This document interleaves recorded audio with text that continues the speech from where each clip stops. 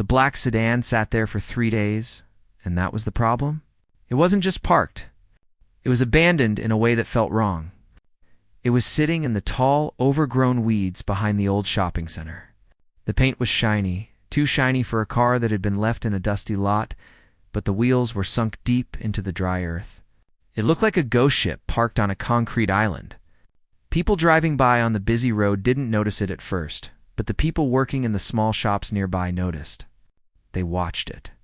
They wondered who it belonged to and why nobody was coming back to drive it away. The sun beat down on the roof of the car, making the metal hot enough to burn skin. Inside, the air would have been stifling, a baking oven of heat and silence. The windows were tinted very dark, almost black. You couldn't see inside. The dark glass acted like a pair of sunglasses, hiding whatever secrets were sitting in the seats or lying in the back.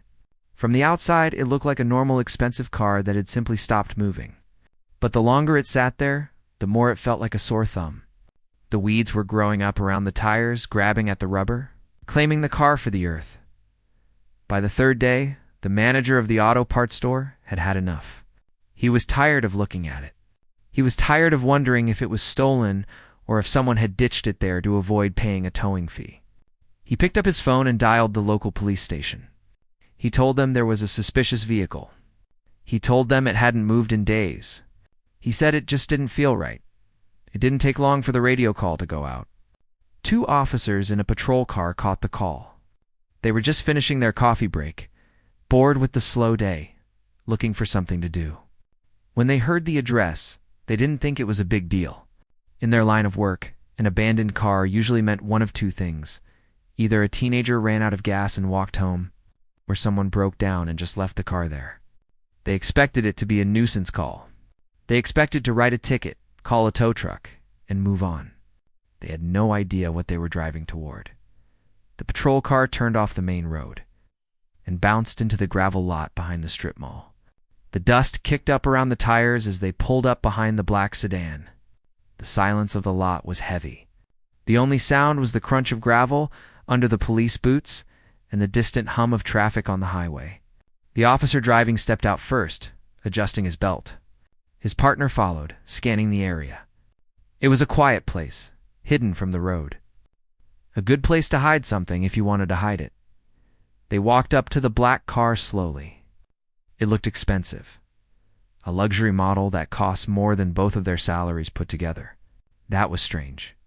Usually people who owned cars like this took care of them.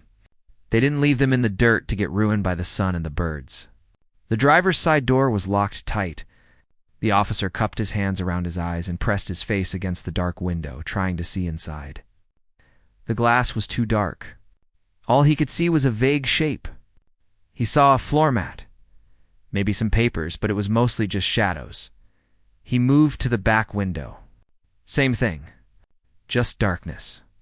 It felt like the car was looking back at him, refusing to give up its secrets. He walked around to the front. The license plate was covered in a thick layer of dust, making it hard to read. He wiped it off with the palm of his hand. The numbers were clear now. He radioed the plate number into the station, leaning back against the hood of his patrol car, waiting for the computer to do its work. While they waited, the atmosphere changed. At first it was just routine, just a car. But the longer they stood there, the more the little details started to bother them. The officer noticed that the driver's seat was pushed all the way back. That usually meant a tall person was driving. But the passenger seat was pushed far forward, cramped against the dashboard. It looked mismatched. It looked like 2 different people with very different heights had been sitting there. Or perhaps the seats had been moved in a hurry. Then he saw the shoe. It wasn't inside the car. It was lying in the dirt a few feet away from the rear bumper. It was a woman's sneaker, white with a pink stripe on the side. It looked clean, not like it had been lying in the dirt for weeks. It looked like it had been dropped there recently. The officer pointed at it with his flashlight even though it was daytime. His partner walked over and picked it up, turning it over in his hand. It was light. Just a single shoe? Where was the other one? Where was the person who was wearing it? The radio crackled to life, breaking the silence. The dispatcher's voice was calm, reading out the information. The car was reported stolen. It had been taken from a city about 50 miles away nearly a month ago. The owners had filed a report and never heard anything since. That changed everything. This wasn't just a breakdown. This was a crime scene, or at least the end of one. The officers shared a look. They stopped leaning against the car. They stood up straighter, their hands resting near their weapons. The boredom was gone, replaced by a sharp spike of alertness. If the car was stolen, why was it here? Why was it sitting so neatly in this hidden lot? If they stole it a month ago, the thieves would have stripped it for parts by now. They wouldn't leave a perfectly good luxury car sitting in the weeds. Unless the car itself wasn't the prize. Unless the car was just used to get something or someone here. The driver walked around to the back of the car again. The trunk. It was a large trunk, big enough to hold golf clubs or a week's worth of groceries. Or something else. He stood in front of the trunk lid, staring at the keyhole. There was no key in the ignition, obviously. The keys were gone. The owners probably had the spare set, but the trunk was locked tight. He reached out and touched the metal. It was hot, vibrating slightly with the heat of the day. He looked closer at the edge of the trunk seam, right near the latch. There was a small mark there. At first glance, it looked like a scratch. But when he looked closer, leaning in until his nose was almost touching the paint, he saw something that made his stomach drop. It wasn't a scratch from a key or a shopping cart. It was a smear. It was a smudge of dried mud or grease, but it had a pattern. It was curved. It looked like the tip of a finger. A fingerprint left by someone trying to pry the trunk open? Or maybe someone trying to get out.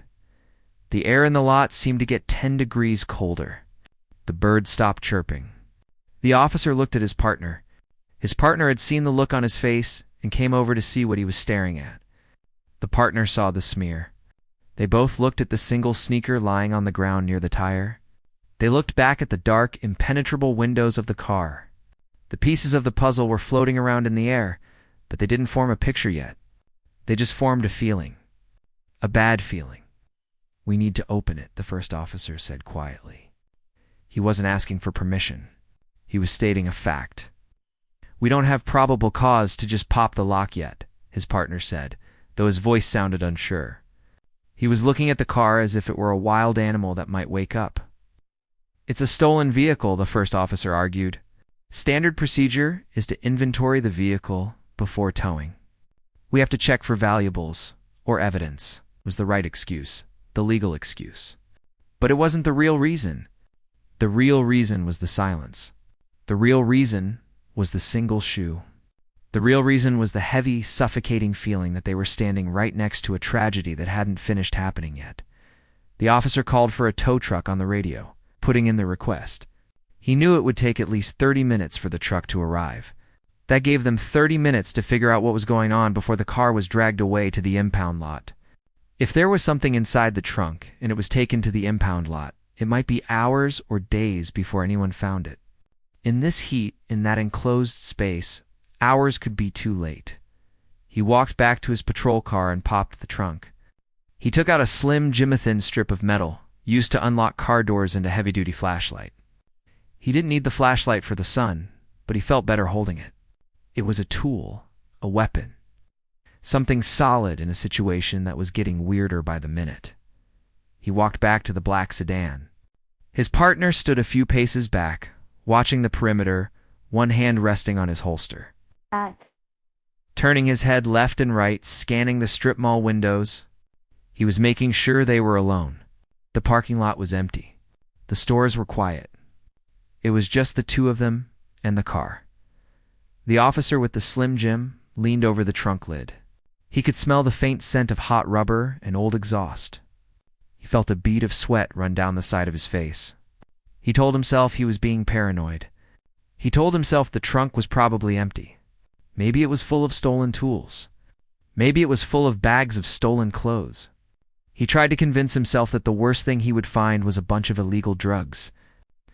But deep down, he knew better. He could feel it in his gut. The vibe was all wrong. The car wasn't just parked. It was waiting. He slid the metal strip into the gap between the trunk lid and the body of the car. He fished around trying to find the lock mechanism. It was a tricky job, especially on a newer car with better security. He moved the tool up and down, listening for the click that would tell him he had caught the latch. The metal scraped against the metal, a harsh grating sound in the quiet lot. "Hurry up," his partner said softly. He didn't like standing out in the open like this. It felt like they were on a stage, and someone was watching them from the wings. "I'm trying," the officer muttered. He gritted his teeth and pushed the tool harder.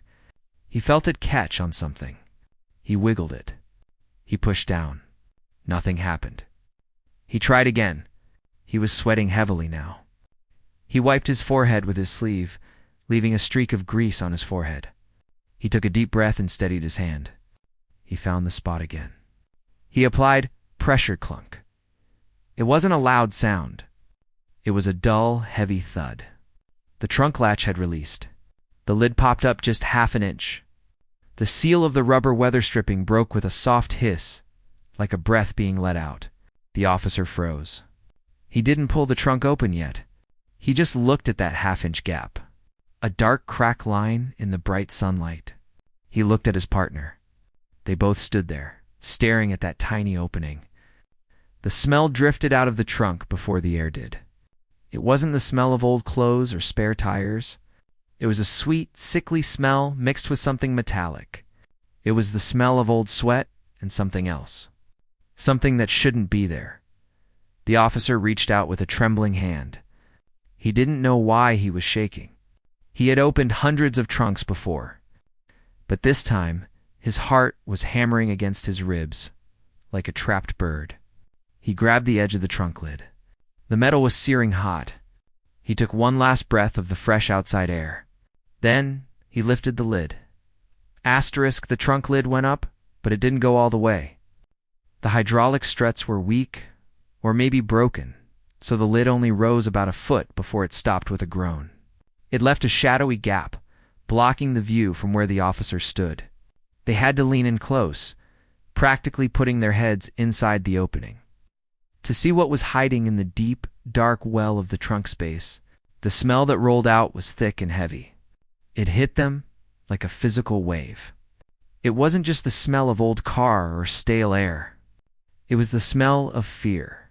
It was a mix of sweat, old urine, and that sharp metallic temps of blood.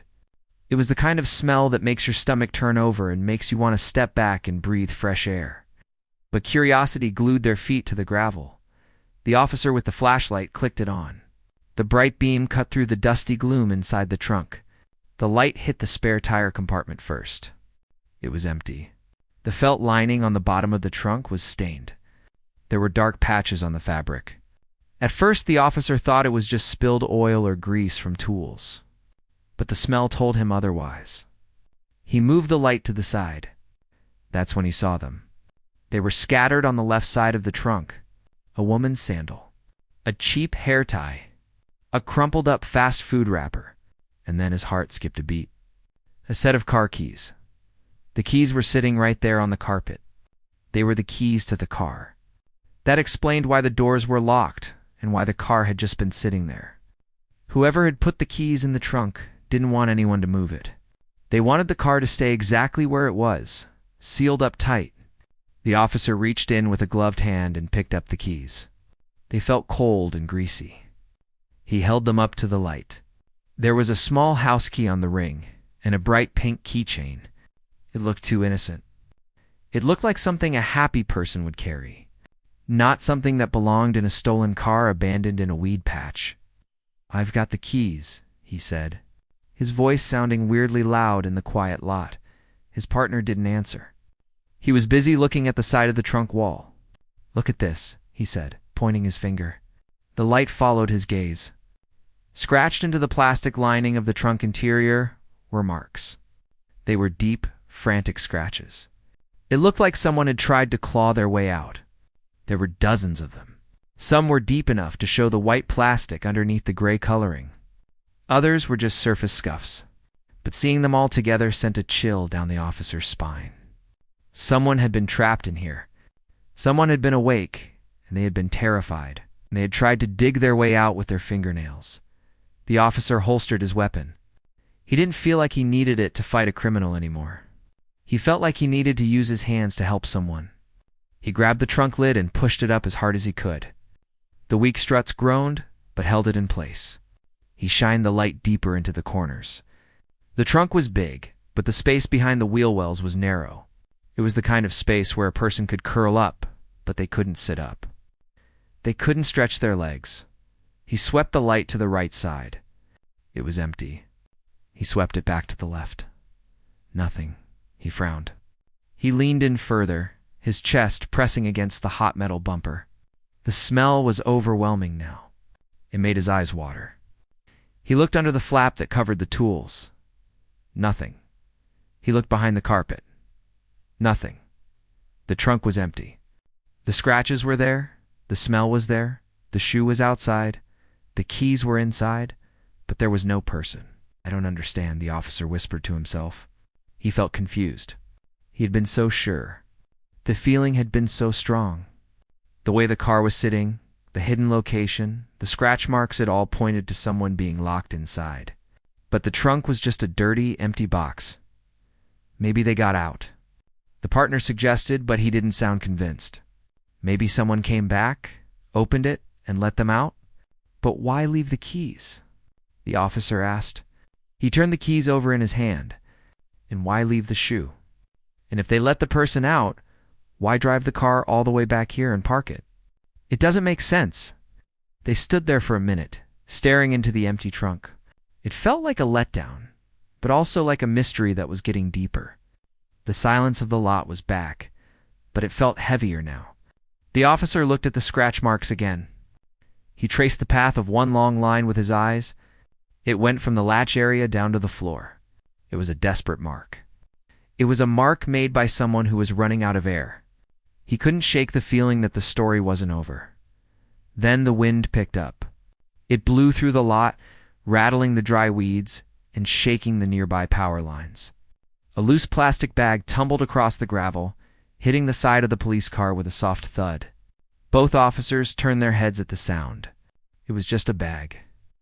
They turned back to the black sedan. The officer reached out to close the trunk lid. He wanted to seal that smell back inside. He wanted to get away from the scratches. But just as the lid was about to latch, his partner grabbed his arm. "Wait," the partner said. His grip was tight. "Did you hear that?" "Hear what?" the officer asked. He held the trunk open an inch again. "Shh, shh," the partner hissed. "Listen." They both went completely still. They stopped breathing. They stopped moving. The only sound was the wind whistling through the broken window of the auto shop nearby. The officer waited. He strained his ears. He looked at his partner, whose eyes were wide and focused on the back seat of the car. The partner wasn't looking at the trunk anymore. He was looking through the rear windshield. There it was again. Thump. It was a dull, heavy sound, like a book falling onto a carpet or a head hitting a seat cushion. It came from inside the car. It came from the back seat. The officer felt the hair on the back of his neck stand up. He let go of the trunk lid and moved quickly to the back door of the sedan. The windows were tinted so dark that it was like looking into a black mirror. Even in the daylight, he couldn't see anything. He put his face close to the glass, cupping his hands to block the reflection, but it was no use. The darkness was too thick. The car was locked. They had checked that earlier. But now, the sound was undeniable. Something was moving inside. Something was alive. "Open it," the partner said, his hand now firmly on his gun again. "Use the keys we found in the trunk." The officer looked down at the keys in his hand. His hands were sweating. He wiped them on his pants. He fumbled with the keyring for a second, his fingers clumsy. He found the button that looked like the unlock symbol. He pressed it. Asterisk, click. The headlights flashed. The locks popped up with a loud mechanical clack. Asterisk, the sound echoed through the empty lot. It sounded like a gunshot in the quiet.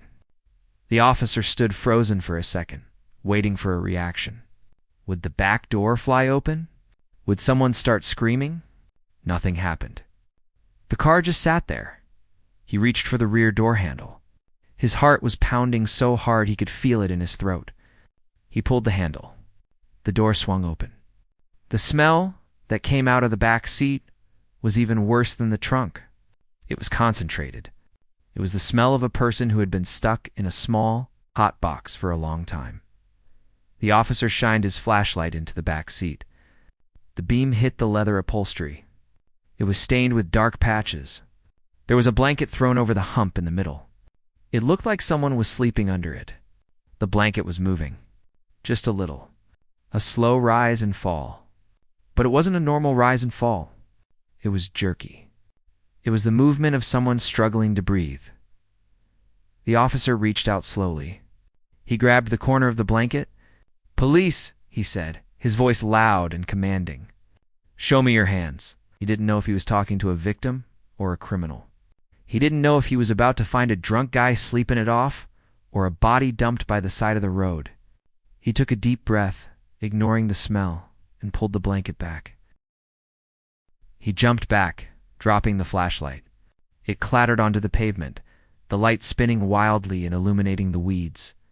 The flashlight beam danced around the car, creating flickering shadows that looked like monsters. "Holy," the partner shouted, stepping forward and raising his weapon. There was no drunk guy. There was no criminal waiting to jump out. Lying across the back seat was a young woman. She was fully dressed, but her clothes were dirty and torn.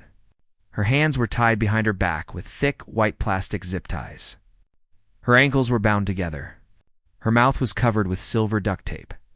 Her eyes were wide open, staring at nothing. She was barely moving. Her chest was heaving, struggling to pull air through her nose. She was drenched in sweat, her hair plastered to her forehead. She was alive, but barely. The officer scrambled to pick up his flashlight. He pointed the beam back at her. She flinched at the light, squeezing her eyes shut and letting out a muffled groan behind the tape. The sound was weak, barely a whisper. It was the most heartbreaking sound the officer had ever heard. "I need help," the partner shouted into his radio. "Code 3. We have a victim. Unconscious, barely breathing. Send an ambulance immediately." The officer leaned into the car, ignoring the smell and the heat. He reached out and touched the woman's shoulder gently. She was burning hot to the touch. Fever, dehydration, heat stroke. She had been baking inside this black metal box for days. It was a miracle she was alive at all. "Can you hear me?" he asked her softly. "We're here. You're safe now." She didn't answer. She just kept breathing that shallow, rattling breath. The officer looked at the plastic ties on her wrists. They were tight, cutting into her skin. She had been struggling against them. He looked at the scratches in the trunk. He realized now what had happened. She must have been in the trunk. She must have scratched the inside, trying to get out. Then, whoever put her there must have moved her to the back seat. Maybe thinking she was already dead, or maybe planning to come back for her. Or maybe the car had been abandoned so quickly that they didn't have time to do anything else. The officer felt a wave of anger wash over him, hotter than the sun. Who could do this? Who could lock a human being in a car and leave them to die in the heat? He pushed the anger down. He had a job to do. He had to help her. "I need something to cut these ties," he said to his partner. "My knife is in the car." The partner ran to the patrol car, his boots crunching loudly on the gravel. The officer stayed with the woman. He kept one hand on her shoulder, letting her know she wasn't alone anymore. He checked her pulse. It was fast and thready, like a tiny bird trapped in a cage. She was in shock. "It's okay," he kept saying over and over. "Hang in there. The ambulance is coming." The partner came back with a small knife. He carefully reached in and sawed through the plastic zip ties on her wrists. As soon as her hands were free, the woman tried to move them. She let out a low moan of pain. Her muscles were probably cramped and sore from being in the same position for so long. The officer gently pulled her hands forward, placing them on her lap. They were swollen and red. "Don't try to move too much," the officer warned her. "Just breathe." He looked at the tape on her mouth. He didn't want to just rip it off. That would hurt her and might pull her skin.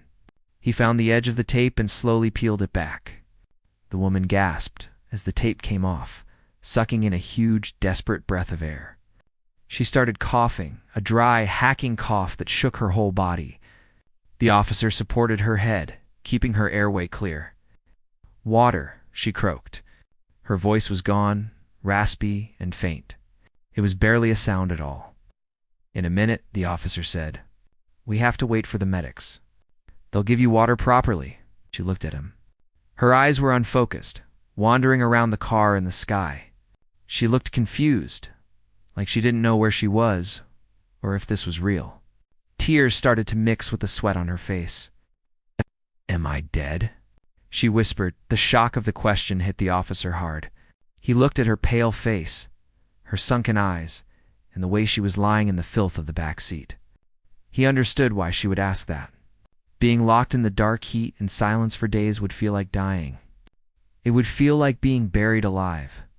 "No," he said, squeezing her shoulder gently. "You're not dead. You're safe. We found you." She closed her eyes and a single tear rolled down her cheek. "I prayed," she whispered. "I prayed someone would find me." The sirens in the distance grew louder. They were getting close. The red and blue lights began to flash against the buildings of the strip mall, signaling that help was just around the corner. The officer stayed there, crouched by the open door, holding the woman's hand. He didn't care about the heat anymore. He didn't care about the smell. He just wanted her to keep breathing. The empty trunk and the mystery of the car didn't matter right now. All that mattered was the life they had pulled back from the edge. The abandoned car wasn't just a piece of evidence anymore. It was a crime scene that had almost become a grave, and they had stopped it just in time. The distant wail of the sirens grew louder, cutting through the thick, hot air of the parking lot. It was a sound that usually meant danger or trouble, but today it sounded like a lifeline. The officer stayed right where he was, crouched beside the open back door of the black sedan. He held the young woman's hand in his. It felt like holding a bundle of dry sticks. Her bones were prominent, and her skin was hot to the touch, burning with a fever caused by the heat and the dehydration. She wasn't moving much anymore. Her eyes were closed, and her breathing had become shallow and raspy. She was slipping away, drifting back into the darkness she had just been pulled from. "Stay with me," the officer said, squeezing her fingers gently. He tapped her cheek, trying to keep her awake. "Hey, look at me!" "Open your eyes. The ambulance is almost here. You have to stay awake until they get here." Her eyelids fluttered. They were heavy, struggling to lift against the exhaustion that weighed her down. She looked at him, but her gaze was glassy. It was like she was looking through him, seeing something else entirely. Her lips moved, forming words that had no sound. "What?" the officer asked, leaning closer. "What did you say?" "Car," she breathed, her voice so faint it was almost lost in the wind. "2 cars." The officer's heart skipped a beat. She was trying to tell him something. She was fighting through the confusion to give him the information he needed. He looked up at his partner, who was standing by the front bumper, directing traffic and watching for the ambulance. "She's trying to talk," the officer said. "Get a notepad. Write this down." The partner pulled a small notebook from his pocket and clicked his pen. He hurried over to the back door, hovering close to hear the whisper of the victim. The officer turned his attention back to the woman. "To cars?" he asked. "What about the cars? Was there another one?" She coughed, a dry hacking sound that racked her body. Her face twisted in pain. "Red," she managed to gasp out. "Truck. Red. Truck. Red truck," the partner muttered, scribbling the words down furiously. "Okay, a red truck. Did you see who was driving? Was it a man?" The woman's brow furrowed. She squeezed the officer's hand tight, her grip surprisingly strong for someone so weak. It was a reflex, a sign of fear. He wore a hat." She swallowed hard, her throat clicking dryly. "Baseball cap." Just then, the ambulance rounded the corner, its tires screeching slightly as it turned into the gravel lot. The flashing red and white lights reflected off the black paint of the sedan and the windows of the abandoned shops. The vehicle slid to a halt a few feet away, the back doors flying open before it even fully stopped. 2 paramedics jumped out, grabbing their gear bags and a stretcher. The officer stepped back, reluctantly letting go of the woman's hand to give the medical team room to work. He felt a sudden sense of responsibility for her, even though he didn't know her name. He had been the one to pull her out of the dark. He felt like he was the only thing standing between her and whatever horror she had escaped from. "She's severely dehydrated," the officer said quickly to the lead paramedic, a woman with a kind but serious face. "She's been tied up in the car for at least a day, maybe more. She has a high fever. She's drifting in and out of consciousness." She mentioned a red truck and a man in a baseball cap. The paramedic nodded as she slid a thermometer under the woman's tongue and checked her pupils with a light. "Okay, we got it. We'll take good care of her. You guys did a good job finding her." Another hour in this heat and we wouldn't be having this conversation. The officer stepped back further, wiping the sweat from his forehead with his sleeve. He watched as they worked efficiently, starting an IV line to get fluids into her system and checking her vitals. The noise was chaotic, the beeping of machines, the rattle of the stretcher, shouted commands, but the officer felt like he was in a bubble. His mind was racing. A red truck. A man in a baseball cap. It wasn't much to go on, but it was a start. It meant she hadn't been blindfolded the whole time. She had seen something. He looked around the lot. The sun was beginning to dip lower in the sky, casting long, eerie shadows across the asphalt. The place felt different now. Before, it was just a lonely, abandoned spot. Now, it felt like a crime scene that was still active. If she had been here for days, where was the person who put her here? Had they been watching the car? Had they been watching them? The thought made the officer turn around, scanning the tree line and the edge of the shopping center. The hairs on the back of his neck stood up. He felt exposed. The lot was open on 3 sides, bordered by weedy fields and an overgrown fence line. Anyone could be hiding in the tall grass, watching the scene play out. "We need to secure the perimeter," the officer said to his partner. "If the guy who did this is local, he's going to hear the sirens. He's going to know we found her." The partner nodded, looking nervous. "I'll call it in. We need backup. Detectives. A crime scene unit. This isn't just a rescue anymore. This is a kidnapping investigation." As the paramedics lifted the woman onto the stretcher, she opened her eyes again. She looked past the paramedics, past the flashing lights, and locked eyes with the officer. There was a look of pure terror in her gaze. "There. Watching," she whispered. It wasn't a shout. It was a barely audible rasp, but it carried a weight that froze the officer in place. "Who is watching?" he asked, stepping back toward her.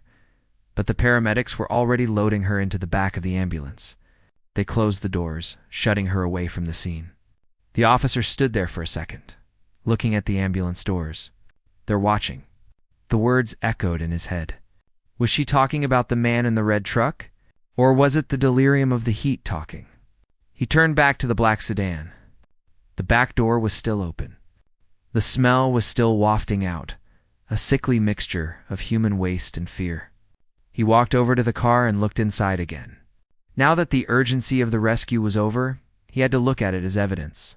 He pulled a pair of latex gloves from his belt and snapped them on. He started with the floorboard. There was nothing there but the fast food wrapper they had seen before. He checked the seat pockets. Empty. He checked under the front seats. Nothing. It was like the car had been wiped clean. There were no receipts, no gum wrappers, no stray hairs. It was too clean. It was staged. "Look at this," the partner said. He was standing by the front passenger door looking at the glove box. The officer walked over. "What is it?" "I tried to open it earlier, but it was locked. I just tried it again." "It's unlocked now," the officer frowned. He reached out and pulled the glove box latch. It fell open. Inside, there was a mess of papers. Insurance cards, the owner's manual, and a stack of maintenance records. But sitting right on top of the pile was a smartphone. It was a cheap model with a cracked screen. The officer used a pen to pick it up, careful not to touch it with his bare fingers. He turned it over. The screen was black. He pressed the power button on the side. Nothing happened. The battery was dead. "Bag it," the officer said. Tech can get into it. If this belongs to the kidnapper, it's gold. If it belongs to the victim, it might have the last photo she took before she was taken. The partner produced an evidence bag and dropped the phone inside. They worked quickly, their movements sharp and efficient. The fear of being watched was driving them now. They wanted to process the car before the sun went down completely. As they moved around the car, the radio crackled again. Dispatch to Unit 4. Backup is 5 minutes out. Detective Reynolds is en route. Copy that, the partner replied. The officer walked back to the trunk. He remembered the scratch marks on the inside. He opened it again. He looked at the sides of the trunk walls. Up close, he saw something he hadn't noticed before. Mixed in with the frantic scratches were small, distinct lines. They looked like writing. He shined his flashlight directly at the plastic wall. He squinted, tilting his head to the side. It was faint, scratched into the plastic with a fingernail or maybe a piece of metal. It was backwards from his angle, but he could read it if he focused. It said a name. Lisa, the officer, stared at the name. Lisa, he whispered. It was a common name, but seeing it there, scratched in desperation, made it feel unique. It made her real. She wasn't just the victim anymore. She was Lisa. He looked next to the name. There were numbers. 614. A date. June 14th. That was 3 days ago. That must have been when she was put in the trunk. She had been counting the days. Or maybe she'd been trying to leave a clue, a marker in time in case anyone found her. Partner, the officer called out. You need to see this. The partner came over. What is it? She wrote her name, Lisa, and a date. The partner leaned in, his face grim. Poor kid. She was trying to leave a message. Look at this, the officer pointed. Under the date, there was one more word. It was smaller, scratched deeper, as if she had run out of time or strength. It was just one word. But it sent a fresh wave of ice through the officer's veins. The word was Dad. The officer stared at the word Dad. It was a plea. It was a connection to home, to safety. She was thinking about her father in the last moments she thought she had. The officer felt a lump form in his throat. He was a father himself. He knew that if his daughter went missing, he would tear the world apart to find her. And now, finding this message, he felt like he had made a promise to a girl he didn't even know. He was going to find this dad, and he was going to tell him that his daughter was brave. We need to run missing persons reports, the officer said, his voice rough. Look for Elisa reported missing 3 days ago. Or maybe 4. On it, the partner said. Heading back to the patrol car to use the computer, the officer lingered by the trunk for a moment longer. He looked at the dark, empty space. The silence of the lot was broken by the approaching sirens of the backup units. But for a second, the officer felt a strange connection to the car. It had held a secret. It had held a life. And now, it was giving up its clues, one scratch at a time. He looked out at the field again. The red truck. The baseball cap Lisa. Dad, the pieces were scattered, but they were starting to form a picture. It was a dark picture. A picture of a nightmare that nobody wakes up from easily. But the nightmare was over for Lisa. She was in an ambulance, heading to a hospital.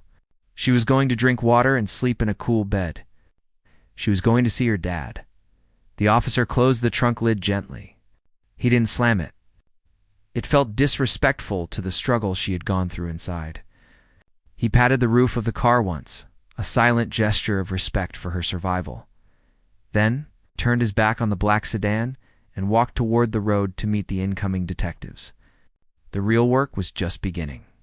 The chase was on. They had a name, a vehicle description, and a victim who was alive to tell the story. And somewhere out there, a man in a red truck had no idea that his hiding spot had been found. He had no idea that the police were coming for him. The hunter was about to become the hunted. And this time, there was nowhere for him to hide. The sun had almost completely disappeared behind the line of trees in the distance, leaving the parking lot in a strange purple twilight. The flashing lights from the 3 patrol cars and the 2 crime scene. Vans painted the abandoned strip mall in strobing colors of red and blue. The area that had been so quiet and empty just an hour ago was now a chaotic hive of activity. Uniformed officers were walking in grids through the tall weeds, their flashlights sweeping the ground looking for anything that didn't belong. They were looking for cigarette butts, footprints, tire tracks. The officer who had found the girl stood by the hood of his patrol car, sipping from a bottle of water he had grabbed from the ambulance. His hands were still shaking a little bit, a reaction to the adrenaline that had been pumping through his system. He watched as a man in a plain jacket and jeans walked toward him. This was the detective. He looked tired, like he had seen too many bad things in his life, but his eyes were sharp and alert. He carried a notebook in one hand and a coffee in the other. "Talk to me," the detective said without saying hello. He didn't waste time on pleasantries. "Run me through it from the beginning." The officer took a deep breath and told the story. He told him about the call, the car sitting in the weeds, the single shoe, and the smell. He told him about the keys in the trunk and the scratch marks on the plastic. The detective listened intently, nodding slowly, writing things down in his book. When the officer got to the part about the message scratched in the trunk, Lisa and Dad, the detective, stopped writing and looked up. "That matches a missing persons report that came in this morning. A father called it in. Said his daughter didn't come home from work 3 days ago. He's been driving around looking for her ever since." The officer felt a chill. So she has a dad who is actually looking for her. "Yeah," the detective said, "and he's probably going out of his mind right now. We'll have to notify him, but I want to wait until we have something solid." "You found the phone in the glove box?" "My partner has it logged into evidence," the officer said. "It was dead, but tech is charging it. They think they can pull the data." "Could the victim said something about a red truck?" "Yes," the officer said. "Just before she passed out, she said to cars in red truck and a baseball cap." The detective looked out into the darkness of the field surrounding the lot. A red truck. That's generic, but it's a start. If we can pull recent calls or GPS from that phone, we might be able to find out where this truck is, or who it belongs to. Just then, the officer's partner walked over, looking excited. He was holding a clipboard. "We got something," he said. The VIN check on the sedan came back with more detail. It wasn't just stolen. It was part of a carjacking in the city 2 weeks ago. The original owner said a guy in a red truck bumped his bumper at a stoplight. When he got out to check the damage, 2 guys jumped him. One took his car, the other stayed in the truck. The detective and the officer exchanged a look. The pieces were starting to fit together. The red truck wasn't just a random vehicle. It was the command car. They hunted in a pack, so we have a pair working together, the detective said, thinking out loud. One drives the stolen car to lure victims or transport them, and the other follows in the truck. It's a team. And they left the car here, the officer added. Why leave it here? It's hidden, but not that hidden. Maybe they got spooked, the partner suggested. Maybe they heard something. Or maybe, the detective said, his voice dropping lower, they weren't done with it. Maybe they were coming back for her. The thought made the 3 men fall silent. They all looked at the black sedan, sitting there with its trunk open and its back doors ajar. It looked like a skeleton that had been picked clean. If the kidnappers were coming back, they were likely driving that red truck. And if they drove by and saw the police lights, they were gone by now. We need to put out an APB on that truck, the detective said, turning back to the business at hand. Make, model, year, tell them we don't know. Just say red truck. Suspicious activity associated with a kidnapping. Tell patrol units to keep their eyes open. The partner ran off to the radio to make the call. The detective turned back to the officer. You did good work today. You saved her life. Most people don't walk away from being locked in a trunk in this heat. You made the difference. The officer nodded, feeling a swell of pride, but it was mixed with a lingering unease. I just wish we could have caught them. I feel like we're always one step behind. We're behind until we catch up, the detective said. That's how this job works. But now we have leads. We have the phone. We have the car. We have a description. And most importantly, we have a witness who is alive. A few minutes later, a shout came from the edge of the parking lot.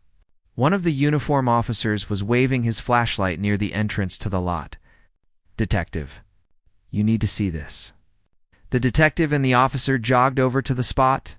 The uniform officer was pointing his flashlight at the muddy ground near the main road. "I was looking for tire tracks," he said.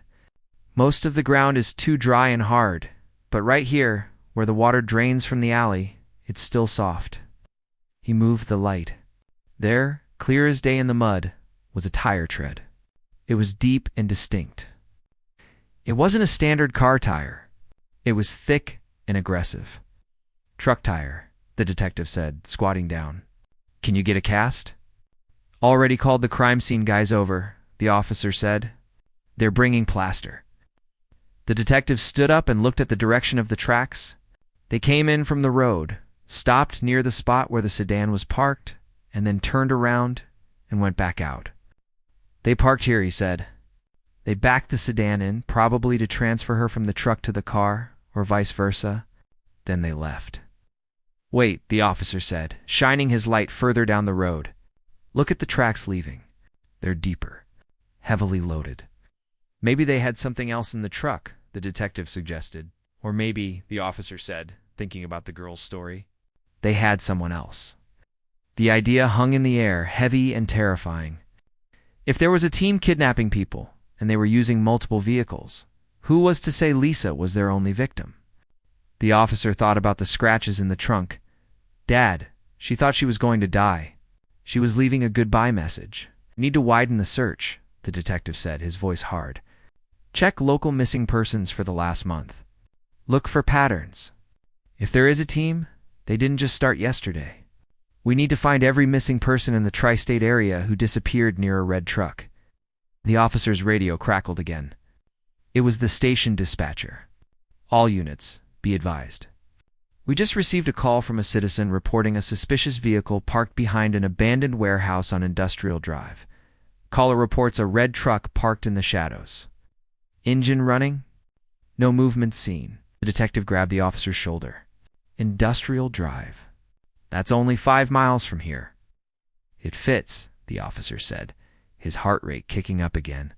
"They could be scouting, or they could be moving." "Let's go," the detective said. He didn't wait for backup. He headed straight for his own sedan. "You coming?" "Absolutely," the officer said. He wasn't about to sit this one out. He jumped into the passenger seat of the detective's car. They peeled out of the parking lot. Lights and siren off, moving fast but quiet. They didn't want to scare the suspects away. They wanted to catch them in the act. The streets were dark and empty as they drove. The officer watched the shadows, looking for that specific shade of red. "Think about it," the detective said as he drove.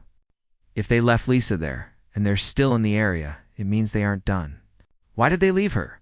Maybe they got scared she was dying. Maybe they wanted to dump the body without being seen with it." The officer nodded. "And if they have someone else, then we're in a race against time," the detective finished. They turned onto Industrial Drive. It was a desolate stretch of road lined with old, crumbling factories. The streetlights were few and far between, leaving long patches of total darkness. The detective slowed down, killing his headlights and driving only with his parking lights. The car crept forward, silent as a ghost.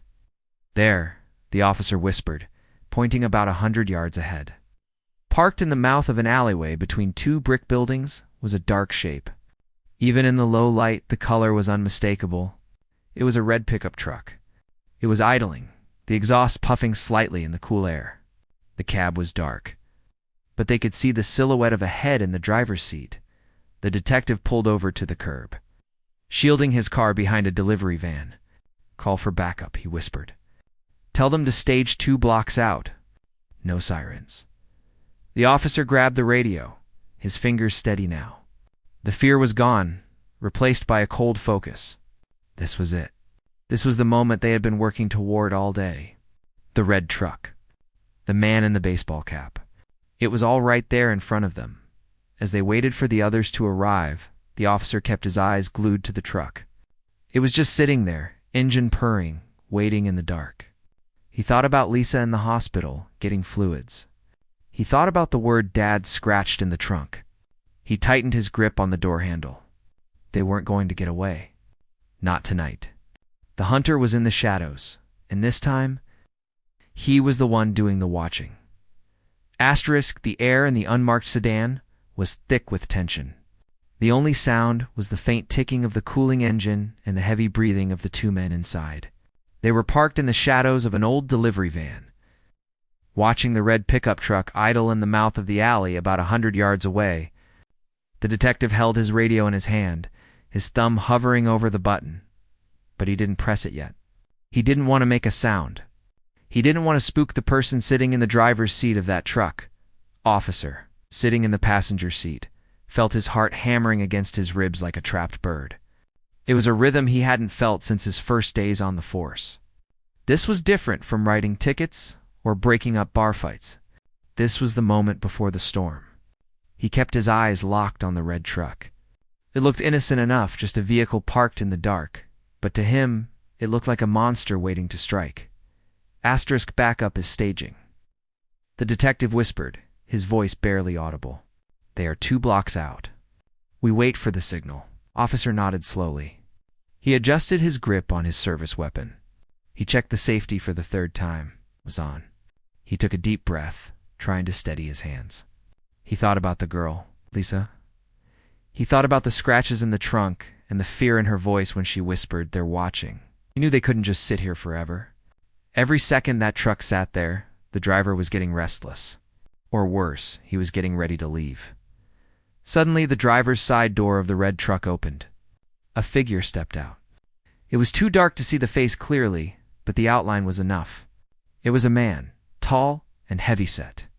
He reached up and adjusted a cap on his head. A baseball cap. Just like Lisa had said.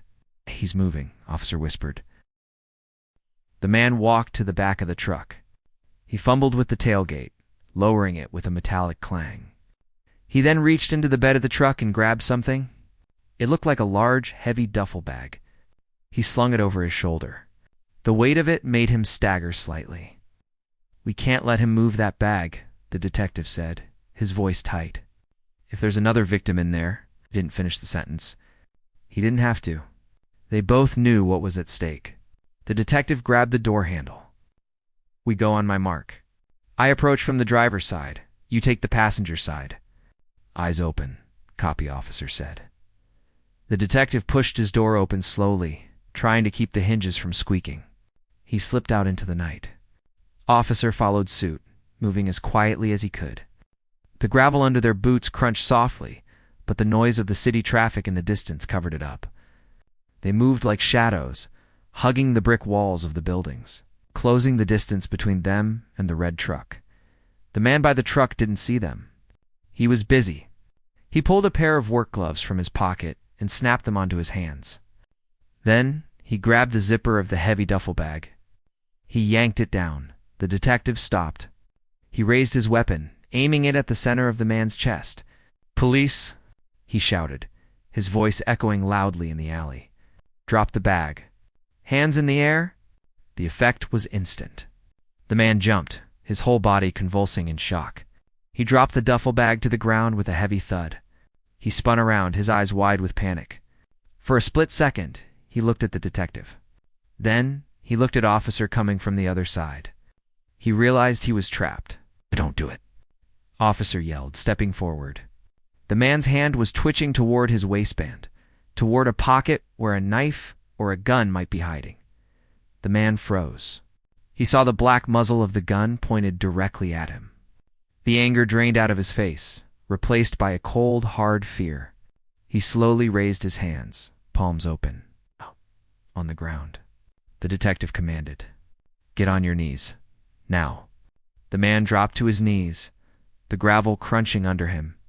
He cursed under his breath, a string of ugly words. The detective moved in quickly, kicking the man's legs apart and forcing him onto his stomach.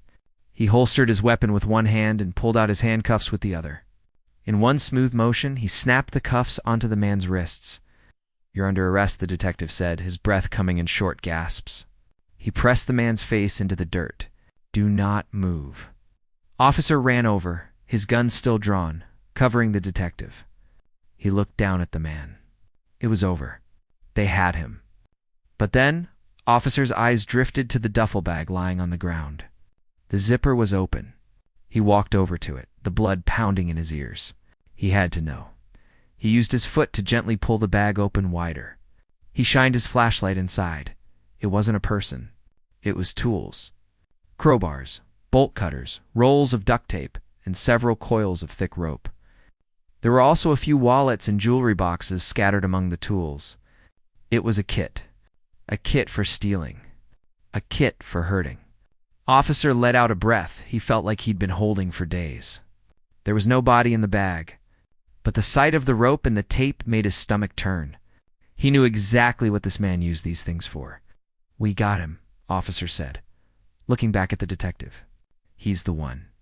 Backup cars arrived a moment later, their lights flooding the alley with blue and red brilliance.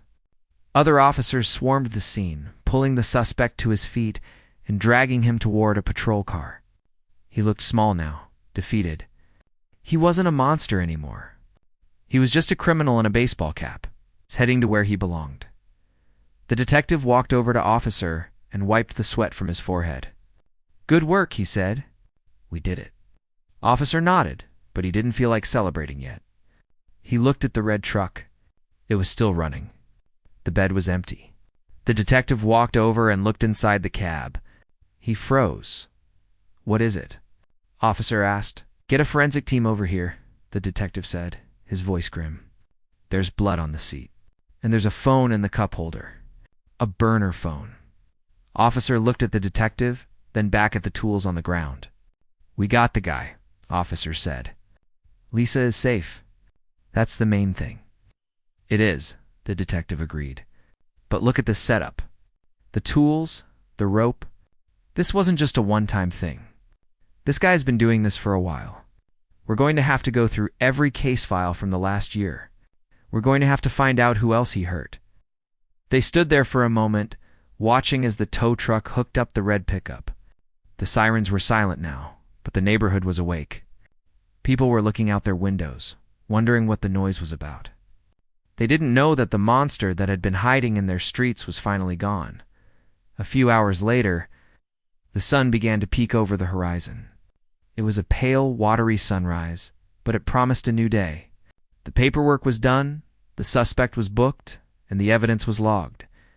The detective and officer were finally standing outside the precinct, drinking terrible coffee from a vending machine. "I'm going to the hospital," Officer said suddenly. The detective looked at him. "You should go home and sleep. You've been up for 20 hours. "I can't sleep yet," Officer said.